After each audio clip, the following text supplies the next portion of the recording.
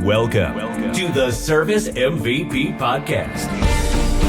This is where you go to learn how to use pure motive service to create higher value to grow your results. And now, here is your host, America's service sales coach, Joe Crisara.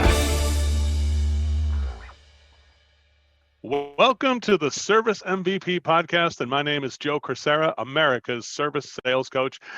And today we have I usually say very special guest, but today it's an extremely special guest, one of my best friends in the history of friends, Tommy Mello. Tommy, say hi to our listeners who are listening here. Hey, everybody. How are you?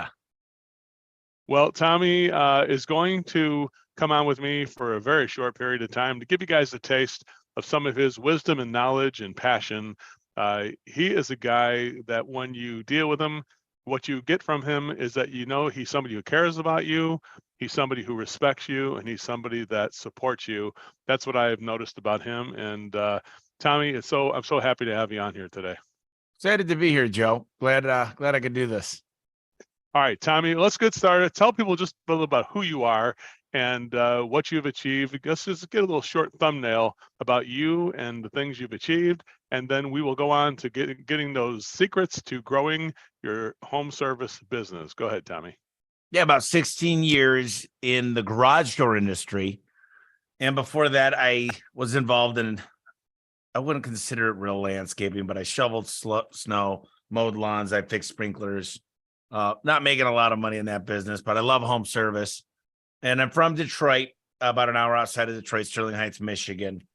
And started like most people start. I didn't really know the industry at all. I wasn't a technician beforehand, but I love sales. I love customers. I love marketing. And slowly but surely, after mistake after mistake after mistake, made a really good company. We've got about 700 employees here at A1 Garage Door Service. Recently brought on a partner like you're hearing a lot of companies do, but I'm a little bit different because I rolled a lot. They literally told me they've never seen anybody that wants to roll this much back into a company. And the reason I did that is just because I felt like I needed money to be able to buy businesses, and they would have let me take 80% of the company back, I would have, but I ended up with a little under 50%. And right now it's hard to get money. So by them having money for me to buy companies, I felt like I could grow way faster than getting here on my own. The chips off the table didn't mean much for me, but it was cool. It's been helpful to be able to help a lot of people around me that I've wanted to help before they get extremely old. They can still do stuff with some of the money. So, Tommy, when did you first start A1 Garage? When did that get started when you were in Phoenix, when you got that going? When 2007 is the first year we were actually an LLC. And then now, can you share, are you willing to share your overall revenue and the size of the company in terms of just to give people an idea of the scale? Yeah, I mean, there's 700 people. We'll do over 200 million this year. Last month, we made a lot of mistakes. That's kind of I'm looking at all these PowerPoints that I prepared for our partners, and we hit 17% bottom line, and I'm not proud of that number, to be honest with you. I think we'll hit 22.5% in April, and I'd like to hit 25% in May. And this isn't normal for any home service company, the numbers I'm talking about, and I don't want people to say, oh, I need to get into garage doors. I truly believe I could do this in any company. Outside of home service as well, from everything I've learned. And it comes down to just know your numbers. And our partner is forcing us to dig deep and ask deeper questions. And I'm loving it. Well, I tell you what, Tommy, I'm very rarely impressed. Whenever I see a company that grows and scales like you guys did, the thing I was the most impressed when I visited Phoenix, Arizona, is how it seemed like, to me, a small company inside of a big company. It's hard to say that. I'm not sure if I'm articulating that correct, but it felt like when I'm at a $1 million company, it had that same vibe and that same feel where there was no walls between sales, service, install, the university, the HR people. the marketing people. It just seemed like everybody was connected. And that to me is your biggest achievement, is that keeping everybody connected. And that's something I think you should definitely be proud of, Tom. And I'm not sure if you are, but I think it should be. There's still some dysfunctions going on. I got to tell you, I go back to my original training about 6 years ago, is just learning about everything's. The more you could systematize a business, the more you could systemize an integration. Like, if you don't have a checklist for your integration, if you don't have it, understand their org chart, what you're buying, who makes what, have a plan when you buy them. What's the marketing? What's the top 3 things you're going to do? What's the Q&A that they're going to have? All the FAQs. Have you worked on that? Like, I think success leaves clues. And when they ask questions, those should be documented. Someone else is going to have that question. And I'll tell you, the hardest part for me, Joe, is there's so much technology available. You might be on Asana, you might be on Trello, you might be on Monday, you might talk to people through Slack, you might love talking to people, you might have an LMS, you might talk to somebody on this or this or this or this, and it goes on. You might use Teams. And they all work. My problem is we use all of them. And because I have so many employees, and because I didn't create a good SOP for you to start, I get you really efficient. Because you might say, look, we used to use Slack in my last job. We loved it because everybody was using it. It's like, look, I love using a telephone because I know everybody owns one. And that's why I still text message everybody rather than email and all these other things. But it's not as efficient. So that's, I was just on the phone with my CTO, and I said, Jim, we need to make sure everybody around me knows how to use a Monday board better than I do, whatever it might be, because I just need people that are accountable. And that's what we're focused on. I mean, it's hard to grow at the speed we're growing. And you just told me you guys have huge plans, and that's amazing because you're dreaming big. You're planning on doubling again. And I got to tell you, I would like to see another double here in the next 18 months. My goals aren't as big as yours to double in 1 year, but if I can do it in 18 months, I would love that. Well, Tommy, I always look at it this way. It's like you told me I'm going to tell people off the record what he told me. He said, don't sell this business at Service MVP until you talk to me first. And I'm going to hold you to that. I'm just trying to build something good enough for Tommy Mello to invest in. That's my only goal in life, is to make sure that it's good. It meets up to your standards. And if it does, then I know I've achieved nirvana for any business who would be lucky enough. Because when you get something, listen, this is not a pitch for Tommy Mello buying your business, but I'll tell you this: if you're lucky enough to have Tommy in your business, you're having somebody who's got the passion, the knowledge, and is able to share the ball with other people in a way that I've never really seen anybody in the business. Not anybody. I mean, there's a lot of people I know who are very successful.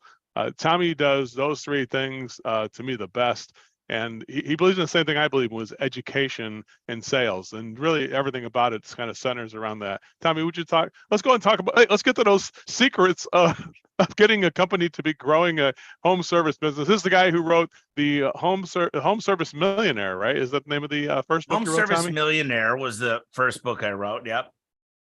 And then the second one right now, he's got his vertical is what do you call it? Elevate, which is the current book that's mainly for business owners that would really show you how to take it to the next level. Things he added on to and expanded on from the Home Service Millionaire. And Tommy's got a great podcast of his own too. Tommy, let's get right into as many of these secrets that you can give us that you think people can apply. I call small bigs. What can people do that's a small thing that starts creating a big result in a business that people may be hidden in plain sight? Can you share some of those golden nuggets with our listeners, please? Yeah, well, number one, and this goes for every employee, every business owner, every husband, every wife, is have a plan. Have a detailed plan of how you're going to get there. Because if you just say, I want to become rich, if you want to lose 12 pounds over the next 4 months, the fact that you said 4 months is great. How much next week? How much next month? How much the month after that? What are you going to do? What does your heart rate need to be when you're doing cardio? If you want to become a better dad, how much time does that mean without your cell phone on when you're at home? What does that mean you're doing for his field trips or her field trips, your daughter or son? What does that mean? So if you don't have a really, really, really specific plan, on financial freedom, on getting closer to the Lord if you believe in the Lord, on getting a better relationship with your wife. If you don't have a plan, you'll never succeed. And it's got to be detailed. I'm talking day one. And then another thing is you need to turn on the blinders. Turn on the blinders. Say no to a lot more things and focus on the things that are going to move the needle the quickest. And what I recommend is getting an old-fashioned planner and writing down every time you get interrupted. You should have a plan of the 4 big things, 2 or 3 or 4 things you're going to get done today that are going to move the needle. Is it focused on call booking rate? Did you work on your SOPs? Did you put a manual together? Did you really put free key phrases together? Do you have checks and balances to make sure? Are you going to spend 3 hours today working on that? Because if you are, every time you got interrupted, I want you to write that down and say, how do I put the blinders on again? How do I get really dedicated time to working on the things that are going to move the needle? I think time gets stolen from people all the time. I really think that if you could focus, if you got to work from home, invite people to your house and turn off your cell phone and lock yourself in a room and say, we're not leaving this room until these things get done.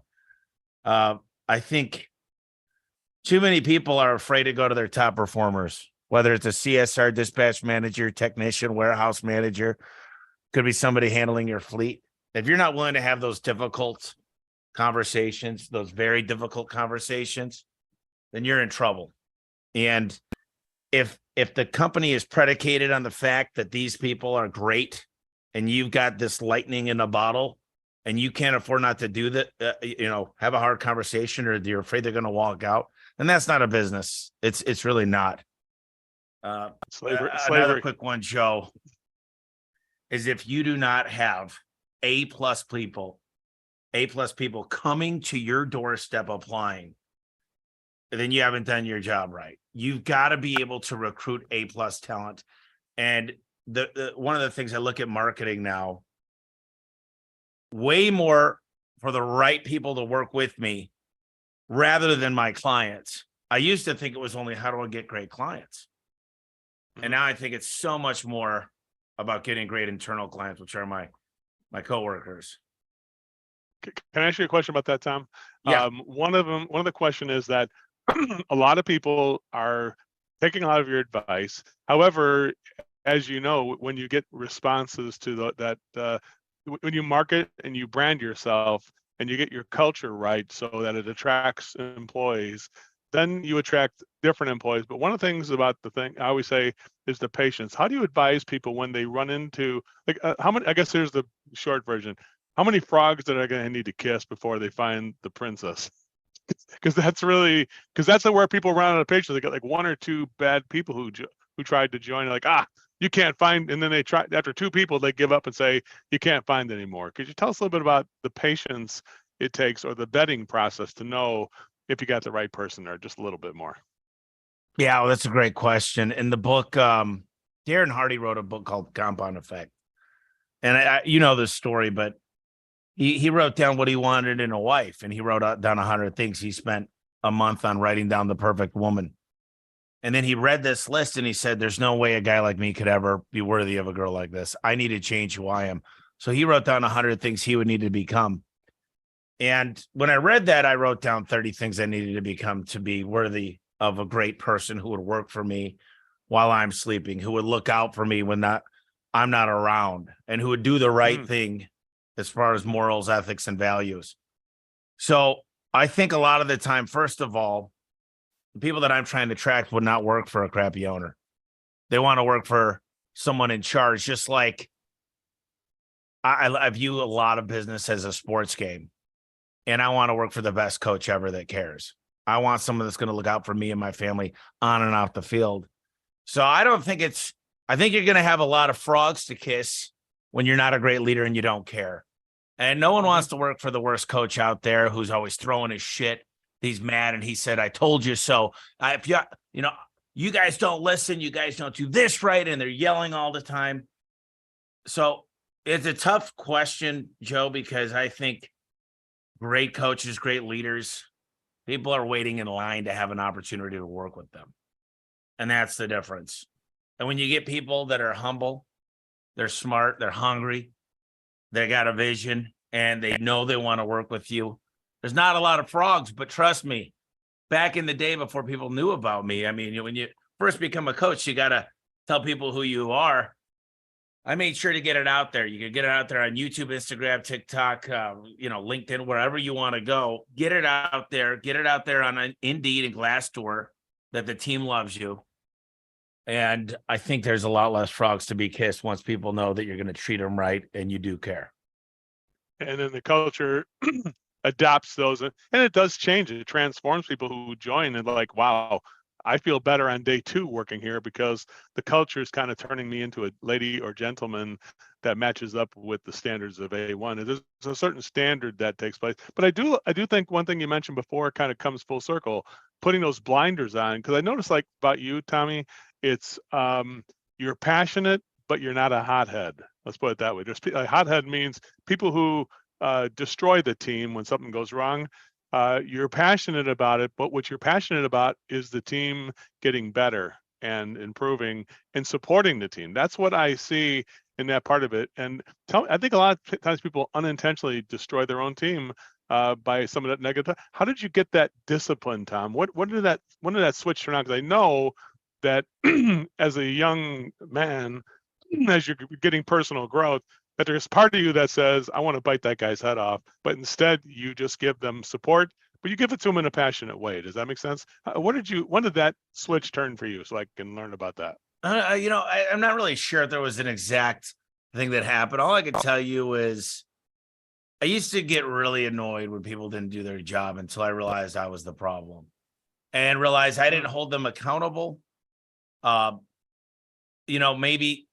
Maybe they got into a car accident, but I didn't notice they had 6 points on their record for speeding because I didn't have a process in place to where we were doing DFE checks every 2 weeks. So I tend to just accept all responsibility.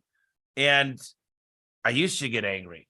And I don't know exactly when it changed. And now I say, show me where it's written down to a lot of times there's layers, right? Just like my Bree's dad is a master chief. There's layers in the military. There's layers, first string, second string, third string in the game, and different positions. And a lot of this has happened a lot. Even I'll give you an example. The CFO said to me the other day, "It's taken forever to get back the reports I need to help you understand your marketing budget on a weekly basis. Monthly is easy." And I said, well, show me where your SOP is. Show me the checklist of what the marketing's supposed to do. Show me a video you made of showing exactly how that's done so I could understand it. Pretend that I'm a 10-year-old B student. Because show me where our guy in marketing signed off on it. Did he sign off? Did you give him a deadline? Does he know? And here's the thing. There is no such document. So I said, this document's got to get done and we'll set a deadline. And I set a deadline for him. So it's amazing when you're able to shift, Joe, and think in terms of systems, standard operating procedures, checklists, manuals. It could be very good notes. When you think about CSR as following a process rather than being really good. When you think about, just like you train on systems and building those magic moments, and you talk about saying these key phrases, you don't leave it to chance, is my point. And a lot of companies I find are leaving it to chance and they wonder why things go wrong. Which is why our common friend Al Levy has been so valuable to your business when he helped document all those standard operating procedures for your company and guided you on track. How important was that? I know Al's influential in your life and such a great friend, and you never go anywhere without complimenting what he's meant to you.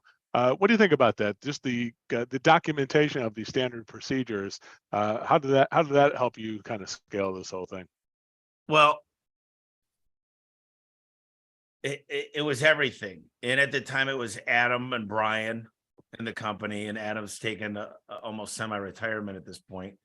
And it's weird because I was on the phone with Al earlier. He called about some stuff because I emailed him and I said, the company's not following the same processes, and I could find it hasn't happened yet, but until everybody gets back on board and understanding the importance of SOPs. I mean, look, I think manuals are great.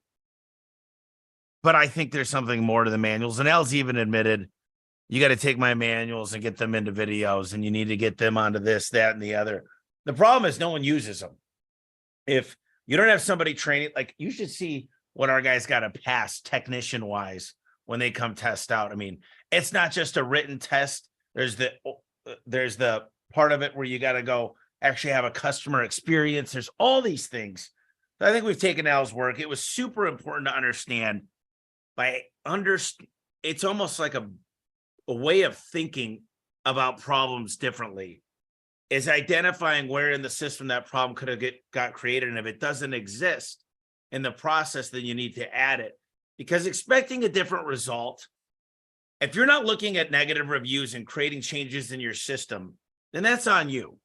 I go through this on blue in the face, but I still don't think people do it.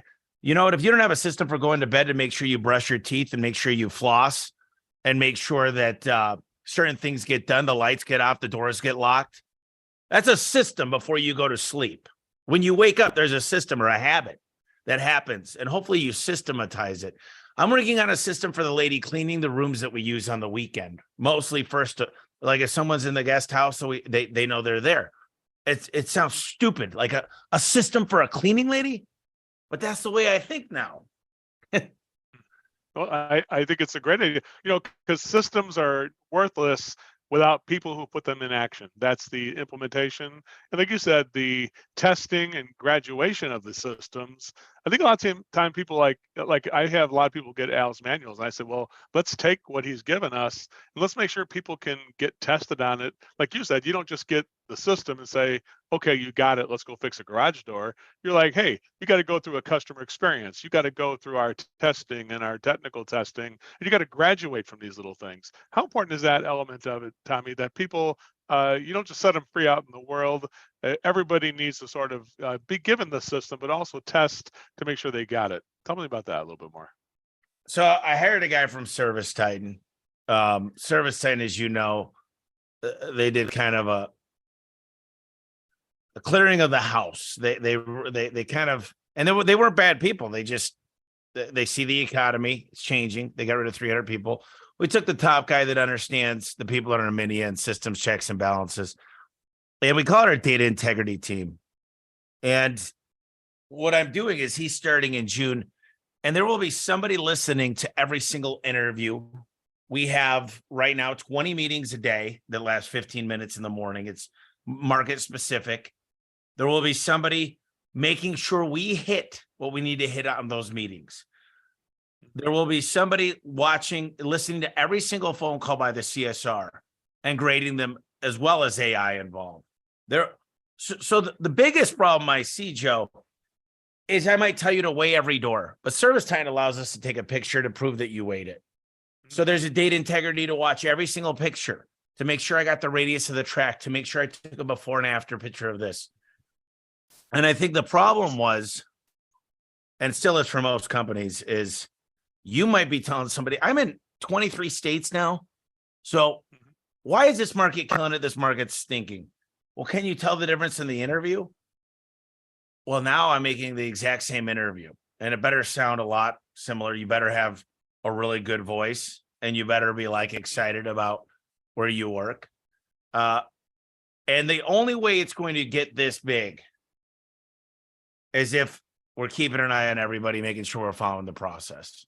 And I think there's so many great people, Joe, out there. I've seen them whiteboard a process, and it's amazing. But then the system, 3 reasons the system fails. There is no system. It's the wrong system, or the system's not being followed.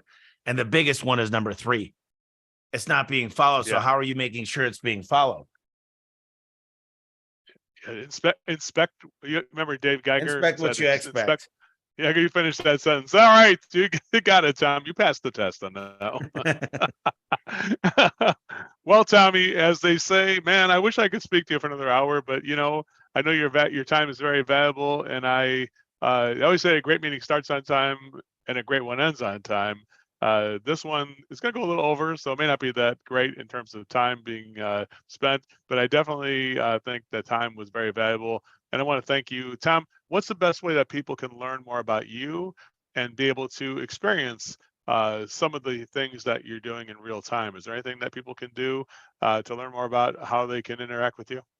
You know, if they want to get the book, we created a special link for you, elevateandwin.com/Joe Crisara. If they want to listen to what I put out there, it's Home Service Expert. You've been on the podcast. If they want to see some really cool little videos, short glimpses, it's official Tommy Mello. You can find me on Facebook, Twitter, TikTok, Instagram. And yeah, you know, I love putting out new content. And here's the best part about I will go above and beyond to help people if you're just willing to implement.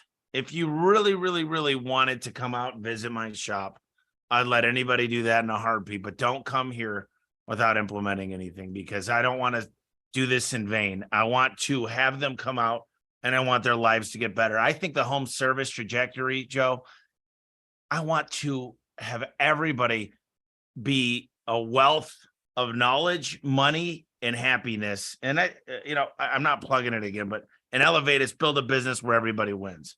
Everybody should win. The employees should win. The customers win. The vendors win. Everybody should win. And that's what life's all about. That's what home service is all about to me. Well, don't ever apologize for showing us ways that you can show us on that book. Go ahead and show us that book one more time. Come on, don't be afraid. Don't be ashamed. Don't be afraid of it. There you go. Get that book, everybody, because this is a shortcut to success. And Tommy Mello, he's all heart. I tell you what, when he said those words at the end, which is that he just wants everybody to be successful, that's exactly what I get. And that's why I'm so proud to be associated with you, Tom. And more importantly, look, I thought I'd start out with somebody who could be a client and a colleague, but what I really wound up with is a really great friend. And I want to thank you for that the most, Tom. Thank you. Appreciate all your help. You're the man, There's Joe. There's that magic moment, Tom. That's what I was just thinking about. I made him smile. All right, everybody, have a great one. We'll see you guys on the next episode. Tommy, thank you so much. Have a great one, everybody. Thanks, Joe.